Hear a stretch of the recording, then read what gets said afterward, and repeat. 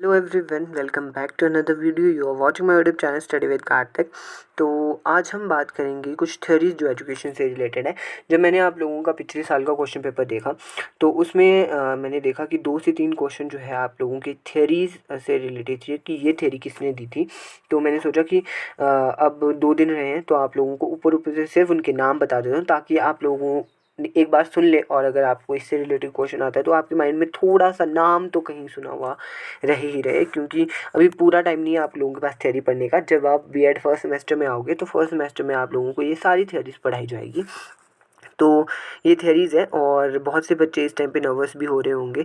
बहुत से बच्चों को ऐसा हो रहा होगा कि हमारी प्रिपरेशन कैसी है या क्या करते हैं। चलो इस टॉपिक पे बाद में आते हैं, पहले हम लोग थोड़े से थ्योरी से रिलेटेड क्वेश्चंस जो है यहाँ पे कर लेते हैं। ये मैंने खुद लिखे हुए हैं तो राइटिंग थोड़ी सी आप लोगों को ऊपर नीचे लग सकती है। तो चलिए पहला क्वेश्चन है कि 2 फैक्टर थ्योरी किसने दी थी।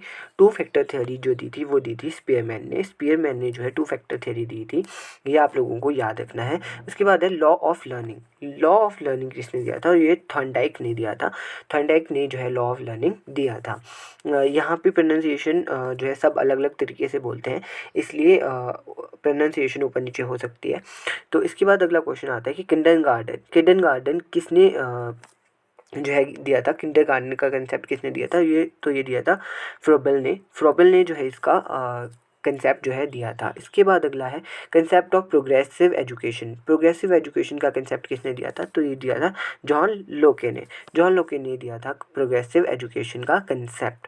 इसके बाद आता है learning is an active participation, ये किसने कहा था।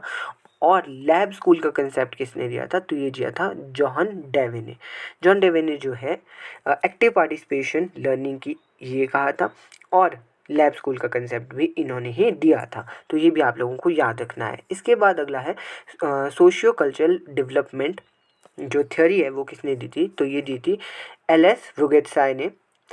तो वुगेत्साई ने जो है सोशियो कल्चरल डेवलपमेंट थ्योरी जो आप लोगों की दी थी। इसके बाद मोस्ट इंपॉर्टेंट आता है, जब आप बीएड फर्स्ट सेमेस्टर में आओगे तो आपको सिगमंड फ्राइड ही सुनने को मिलेगा। तो पहला है साइको एनालिटिक थ्योरी और साइको सेक्सुअल थ्योरी, जो ये दोनों थ्योरीज दी थी वो सिगमंड फ्राइड ने जो है आप लोगों की दी थी।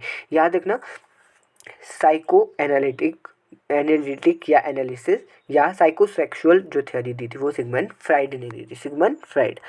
इसके बाद अगला है कि मॉरल डेवलपमेंट की थ्योरी किसने दी थी, या मॉरल डेवलपमेंट का कंसेप्ट किसने दिया था, तो ये दिया था लॉरेंस कोहलबर्ग ने जो है मॉरल डेवलपमेंट का कंसेप्ट दिया था। इसके बाद है थ्योरी ऑफ कॉग्निटिव डेवलपमेंट की थ्योरी किसने दी थी, तो वो दी थी जीन पियाजे या पैगेट भी कई कहते हैं, पर जीन पियाजे जो है इसे कहा जाता है। तो जीन पियाजे ने दी थी कॉग्निटिव डेवलपमेंट की, याद रखना कॉग्निटिव डेवलपमेंट की थ्योरी दी थी जीन पियाजे ने, और मॉरल डेवलपमेंट की दी थी कोहलबर्ग ने। आप अगर एंड वाला भी याद रखते हो तो आप लोगों को वहाँ पे थोड़ा सा माइंड में जो है रह जाएगा। इसके बाद आता है साइको सोशल डेवलपमेंट की थ्योरी किसने दी थी, तो इरिक इरिक्सन ने जो है साइको सोशल डेवलपमेंट की थ्योरी दी थी।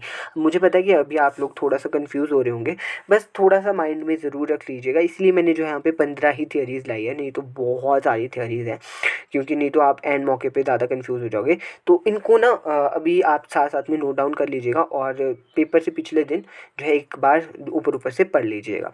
इसके बाद अगला है ट्रायल एंड एरर थ्योरी दी थी थॉर्नडाइक ने।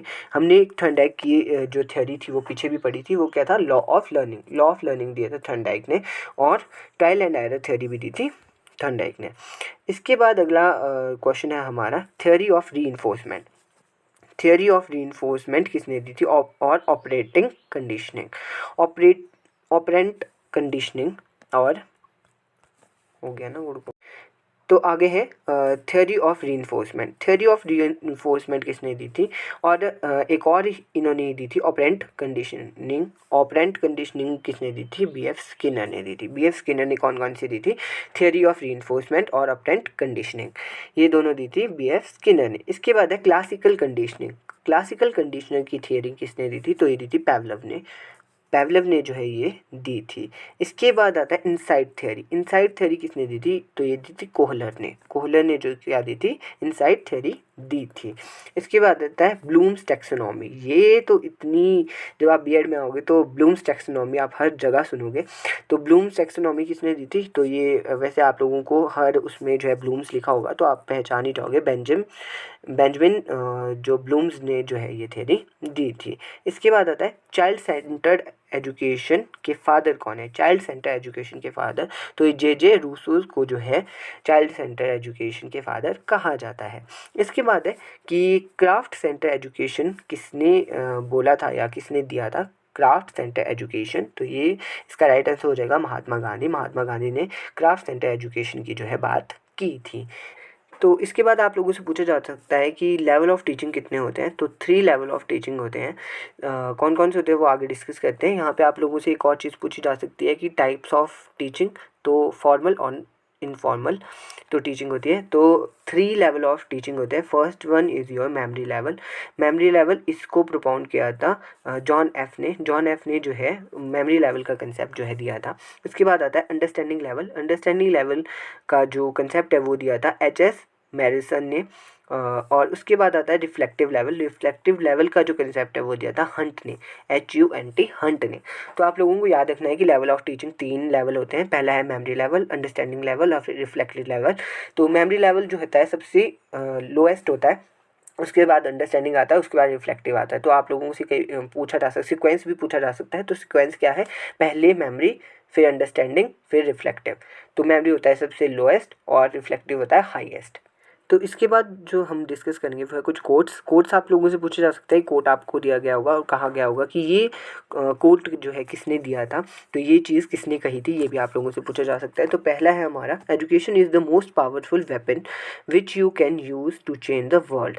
तो ये कहा था नेल्सन मंडेला ने क्या कहा था? Education is the most powerful weapon which you can use to change the world. ये किसी एग्ज़ाम में भी आया हुआ है। तो इसके बाद आता है अगला क्वेश्चन कि the roots of education are bitter but the fruit is sweet. तो ये कहा था अरिस्टोटल ने कहा था the roots of education are bitter but the fruit is sweet. अगला क्वेश्चन है कि live as if you were to die tomorrow. Learn, यहाँ पे मिसप्रिंट है, लर्न होगा, learn as if you were to live forever. तो ये कहा था हमारे महात्मा गांधी जी ने कहा था live as if you were to die tomorrow, learn as if you were to live forever. इसके बाद अगला क्वेश्चन है कि education is not preparation for life, education is life itself. तो ये कहा था जॉन डेवे ने। बहुत अच्छी बात कही गई है कि education is not preparation for life, education is life itself. तो इसके बाद अगला है an investment is knowledge page the best interest. तो ये किसने कहा था? ये कहा था बेंजामिन फ्रैंकलिन ने। तो an investment is knowledge page the best interest, तो ये कहा था बेंजामिन फ्रैंकलिन ने।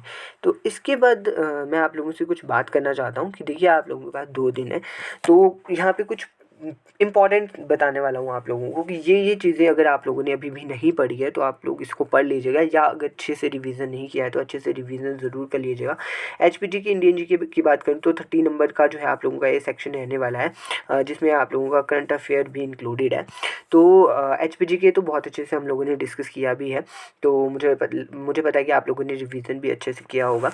और यही कहना चाहूँगा कि अपना जियोग्राफी वाले सेक्शन को अच्छे से पढ़ लीजिएगा, बुक्स पढ़ लीजिएगा HP से रिलेटेड, इंडिया से रिलेटेड जो भी बुक्स होती है कि ये बुक किसने लिखी है और इससे रिलेटेड, और अवार्ड्स से ज़रूर पढ़ लीजिएगा कि जो ये अवार्ड किसके फील्ड में दिया जाता है और किसको दिया गया है, फर्स्ट किसको दिया गया है, रिसेंट किसको दिया गया है, तो ये भी आप लोगों को जो पता होना चाहिए। फिर पॉलिटी वाले तो ज़रूर पढ़ लीजिएगा, आर्टिकल्स पढ़ लीजिएगा, आर्टिकल्स में जो एजुकेशन से रिलेटेड है वो तो ज़रूरी पढ़ लीजिएगा। और पॉलिटी में क्या है, अपॉइंटमेंट से रिलेटेड आई थिंक आप लोगों ने पढ़ लिया होगा, आई मीन टू से कि अच्छे से जो है रिवाइज ज़रूर कर लीजिएगा। उसके बाद आता है करंट अफेयर। करंट अफेयर में आप लोगों को वही कहा था मैंने कि इंडिया का करंट अफेयर, वैसे तो इंटरनेशनल भी कभी कभी पूछा जा सकता है बट उतना इम्पोर्टेंट नहीं है, बट इंडियन पढ़ लीजिएगा। और जो है एक बार अच्छे से जो है HP का भी रिवाइज कर लीजिएगा। उसमें क्या आप लोगों को जो न्यू अपॉइंटमेंट हुई है in the field of army defence, ठीक है, इससे रिलेटेड कोई न्यू अपॉइंटमेंट हुई है, अवार्ड्स जो है नए मिले हैं किसी को, और न्यू स्कीम्स जो है HP और इंडिया में लागू की गई है गवर्नमेंट के द्वारा, तो वो अच्छे से पढ़ लीजिएगा। ठीक है। उसके बाद जो हमारा टीचिंग एप्टीट्यूड, बहुत से कमेंट्स आ रहे थे कि सर टीचिंग एप्टीट्यूड में इतना ज़्यादा कन्फ्यूज़न हो रहा है कि किसी जगह पे उसी चीज़ का आंसर कुछ और है और आपने कुछ और कराया है, किसी और एजुकेटर ने कुछ और कराया है। तो देखिए, टीचिंग एप्टीट्यूड का ना सबका अपना अपना नज़रिया होता है उसको क्वेश्चन को अटैम्प्ट करने का या कुछ भी। तो मेरे हिसाब से तो choose the most appropriate answer according to you and your knowledge. मतलब कि आपके अनुसार और आपके नॉलेज के अनुसार जो मोस्ट अप्रोप्रिएट आंसर होगा ना, आप वो चूज़ करना। ये ध्यान मत दीजिएगा कि भाई कहाँ पे क्या था, ठीक है। तो अपने आंसर के अकॉर्डिंग, मतलब अपनी नॉलेज के अकॉर्डिंग जो आप लोग पढ़िएगा। इसके बाद अगला है कि think always positive toward the society. अब जब आप क्वेश्चन अटेम्प्ट करोगे तो आप लोगों ने क्या करना है, आप लोगों ने थिंक करना है पॉजिटिव, हमेशा पॉजिटिव थिंक करना है toward society and toward the students. Students के प्रति भी आप लोगों ने जो है पॉजिटिव ही सोचना है। सोसाइटी के प्रति कि एक टीचर अच्छे से कैसे वर्क कर सकता है वो सोचना है। जब भी आप क्वेश्चन अटैम्प्ट करोगे तो क्वेश्चन यही होगा कि बच्चों की आप कैसे सहायता करोगे, आप क्या करोगे, ठीक है।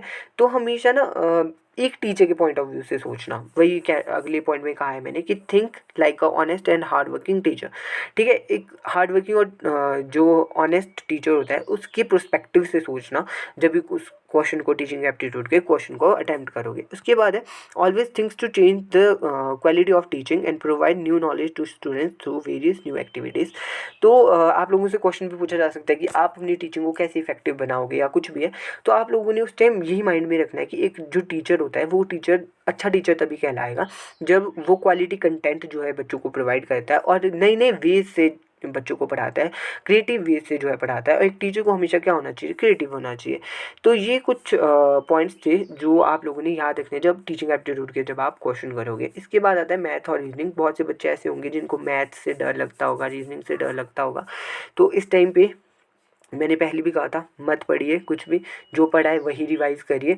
और मैंने ये सोचा है कि कल तक 29, आज है 28, 29 तक आप लोगों को मैं एक मॉक टेस्ट प्रोवाइड करवाऊँगा जो कि वीडियो काफ़ी लंबी बन सकती है। मैं खुद उसको जो है बनाने जा रहा हूँ। 150 उसमें क्वेश्चन रहेंगे, प्रॉपर वही सीक्वेंस में मैं आप लोगों के लिए क्वेश्चन लाऊंगा जैसे कि आप लोगों के पेपर में आते हैं। तो उसके लिए मुझे अभी 1 दिन का टाइम लगेगा ही लगेगा, पर कल तक जो है आप लोगों को वो वीडियो मिल जाएगी। तो चैनल के साथ बने रहिएगा। इस वीडियो में इतना ही। इस वीडियो का बनाने का मोटिव मेरा यही था कि आप लोगों को थोड़ा सा बताऊं भी और साथ में आप लोगों को ये जो थ्योरीज़ वगैरह इनके बारे में भी पता होना चाहिए। तो इन 15 की 15 थ्योरीज़ को लिख लीजिएगा कहीं पे, और किसने ये जो दी हैं वो भी आप लोगों को याद करना है। और जाने से पहले, पेपर से पहले जो है इनको एक बार रिवाइज़ कर लीजिएगा। 1-2 क्वेश्चन इससे बन सकते हैं। तो 2 नंबर बहुत ज़्यादा होते हैं, आई नो, आप लोगों को भी पता है। So thank you so much.